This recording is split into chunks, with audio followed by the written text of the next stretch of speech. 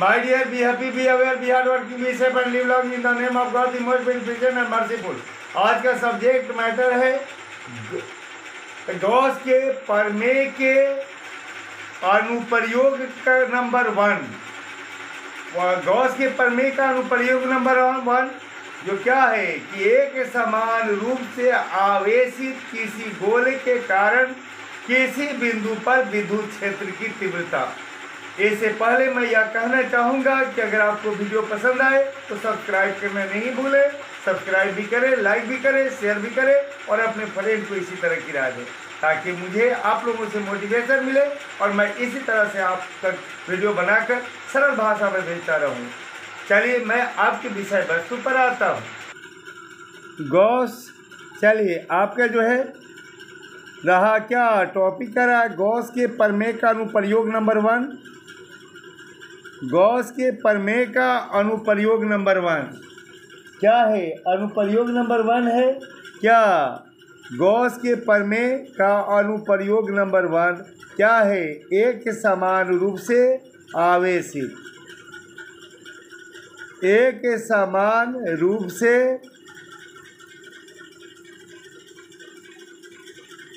आवेशित,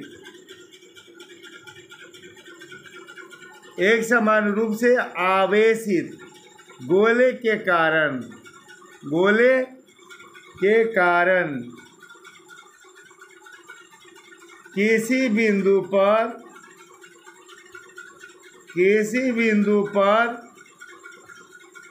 विद्युत क्षेत्र की तीव्रता, विद्युत क्षेत्र की तीव्रता, विद्युत क्षेत्र की तीव्रता, इंटेंसिटी एट ए पॉइंट। चलिए हम क्या लिखेंगे? Intensity of electric field, intensity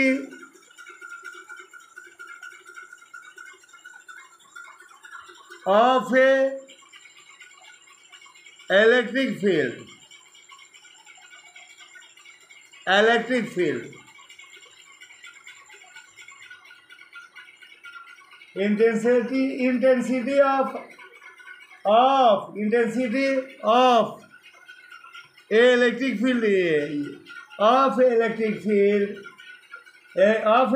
field at a point,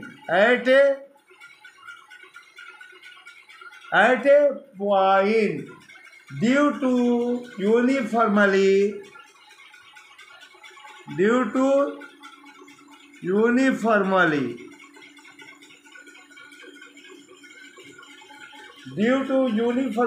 charged sphere, uniformly, sorry या डबल एल नहीं होगा, सिंगल एल होगा। तो क्या होगा? टॉपिक रहा हमारा एक समान रूप से आवेशित गोले के कारण किसी बिंदु पर विद्युत क्षेत्र की तीव्रता, intensity of electric field at a point या एट द पॉइंट भी कह सकते हैं, at a point due to uniformly charge sphere, uniformly charge sphere. तो चलिए अब जो है मान लीजिए कि मान लीजिए कि केंद्र O है ना, मान लीजिए कि केंद्र O त्रिज्या R है ना का एक गोला है ना। अब मान लीजिए कि केंद्र O त्रिज्या R का एक गोला है ना। मान लिया तो पहले देखिए, मान लीजिए कि ये एक गोला है जिसका केंद्र क्या है? O है, जिसका केंद्र क्या है? O है और इसका त्रिज्या हम मान ले क्या है? R है। इसका त्रिज्या हम मान ले क्या है कि R है, इसका त्रिज्या R है ना। अब त्रिज्या R है, इससे जो है R दूरी पर एक बिंदु मान लीजिए P स्थित है, जहाँ हमें क्या करना है? गोले के कारण विद्युत क्षेत्र की तीव्रता ज्ञात करनी है। तो R बिंदु पर तो ये गोला क्या है? एक समान रूप से आवेशित है, गोला भी एक समान रूप से आवेशित है और ये गोला एक समान रूप से आवेशित है और एक समान रूप से आवेशित गोला का क्या है, केंद्र O है, त्रिज्या का है R है, और इस कैपिटल R है, और इस केंद्र O से R दूरी यानी कि स्मॉल r दूरी पर एक बिंदु P है, एक बिंदु P है जहाँ हमें क्या करना है, गोले के कारण विद्युत क्षेत्र की तीव्रता ज्ञात करनी है। तो इसको हमें क्या करना होगा, इसी बिंदु से होते हुए गॉसीय तौल बनाना होगा। सबसे पहले क्या करना होगा कि गॉसीय, क्योंकि गॉस के प्रमेय का जब प्रयोग है, मान पहले लिख भी देता हूँ कि मान लीजिए यहाँ पर क्या है कि गोला जो है ना, गोला ए है ना, गोला ए, ये क्या है, गोला ए जो है, जो एक समान रूप से आवेशित है, गोला का नाम क्या है, ए है। ये गोला ए जो एक समान रूप से है ना आवेशित है, गोला क्या है, एक समान रूप से क्या है, आवेशित है, और एक समान रूप से आवेशित है, उसका केंद्र क्या है, वो है, और त्रिज्या का कैपिटल R है। अब उसके केंद्र O से R दूरी पर क्या है, बिंदु P है, केंद्र O से स्मॉल r दूरी पर क्या है, एक बिंदु P है, जहाँ इस गोले के कारण विद्युत क्षेत्र की तीव्रता ज्ञात करनी है। इसके लिए क्या किया मैंने, एक जो है पहले क्या किया, P बिंदु से होते हुए गॉस है ना, गोले के P बिंदु से होते हुए क्या किया, P बिंदु से होते हुए जो है गॉसीय, P बिंदु से होते हुए मैंने क्या किया, मैंने एक सकेंद्रीय गोला खींचा है ना। ये क्या किया मैंने कि उस गोला के P बिंदु से होते हुए है ना दिया गया गोला के सकेंद्रीय एक गोला मैंने खींचा, जो क्या करेगा, गॉसीय, जो गॉसीय तल का काम करेगा, इसे गॉसीय तल कहेंगे। तो अब मैं इसे लिख देता हूँ। मान लिया कि R है ना, मान लिया कि R त्रिज्या के एक गोला का केंद्र O है, माने R त्रिज्या के, मान लिया कि R त्रिज्या के एक गोला का केंद्र O है। तो मान लिया कि R त्रिज्या के एक गोला का केंद्र क्या है, वो है ना। गोला एक समान रूप से आवेशित है, O से R दूरी पर गोला के बाहर एक बिंदु P है। तो यहाँ पर जो मैंने लिखा कि मान लिया कि R त्रिज्या के एक गोला A लिख दे, एक गोला A लिख दे, एक गोला A का केंद्र O है, गोला एक समान रूप से आवेशित है, माने R त्रिज्या के है ना, गोला का केंद्र क्या है, वो है R त्रिज्या के एक गोला A का केंद्र क्या है, वो है ना।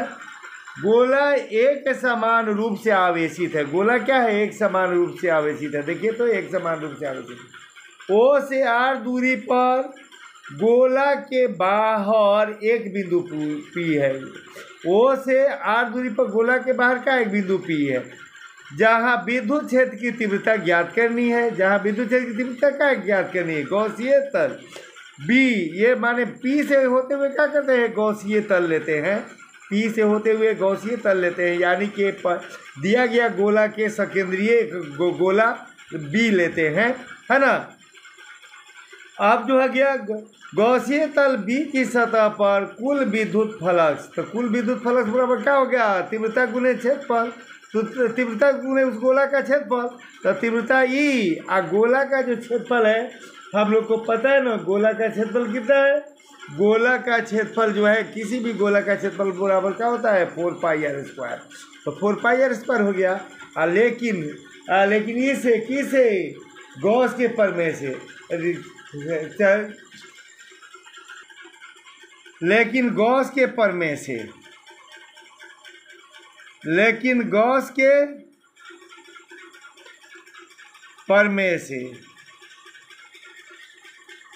लेकिन गॉस के प्रमेय से गोलीय सतह B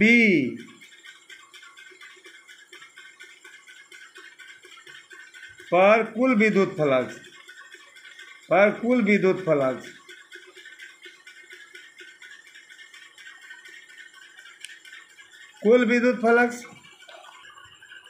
कुल विद्युत फ्लक्स साई बराबर क्या होता है, एक बटा एप्सिलॉन नॉट गुना क्यू। और देखिए ये भी जो है ना किसका मान है, साई का मान है, और ये भी क्या है, साई का मान है, इसलिए दोनों को बराबर कर देंगे। क्या हो जाएगा, अब क्या हो जाएगा, अब हो गया क्या कि पहले साई का मान क्या था, ये इंटू दोनों साई का मान है, तो पहले दिया हुआ था साई का मान क्या, ये इंटू 4 पाई r²। और अब साई का मान कितना आया है, 1, ये इसे गौसिये प्रमेय से 1/एप्सिलॉन नॉट गुने क्यू। और इसलिए हमें क्या निकाला है, इसलिए हमें जो निकाला है, हमें तो निकाला है ये ना, हमें निकालनी है क्या, हमें निकालनी है तीव्रता। तो तीव्रता E बराबर क्या हो जाएगा, 1/, ये जो है 1/, ये 4 पाई है ना, ये 4 पाई r² गुना है ना, तो 4 पाई हो जाएगा ना, ये 4 पाई हमारा गुना है, तो 4 पाई क्या है, गुना है, तो 4 पाई गुना है तो भागा हो जाएगा। और ये जो है, और ये एप्सिलॉन नॉट, ये एप्सिलॉन नॉट तो पहले से भागा है तो भागा ही रहेगा, और Q अपनी जगह पर रह जाएगा, और ये r² भी गुना है तो भागा हो जाएगा। इस प्रकार हमें तीव्रता का सूत्र प्राप्त हो जाएगा, क्या, E बराबर क्या हो जाएगा, 1/4 pi epsilon not into epsilon not into Q/r²। Note, जब बिंदु गोला की सतह पर, गोला की सतह पर स्थित हो तो तीव्रता है E बराबर, माने तीव्रता का मान इतना ही होगा, तीव्रता का मान इतना ही होगा, इतना ही होगा।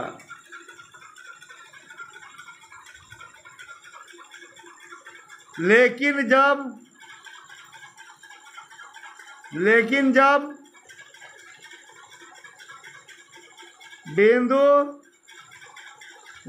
जब बिंदु गोला के भीतर स्थित हो,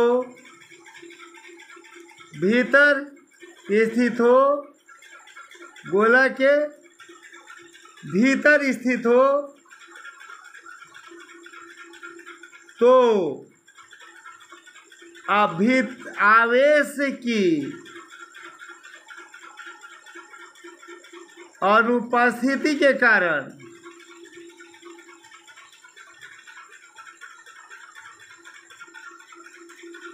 फ्लक्स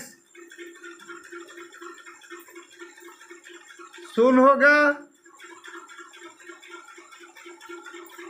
फलस्वरूप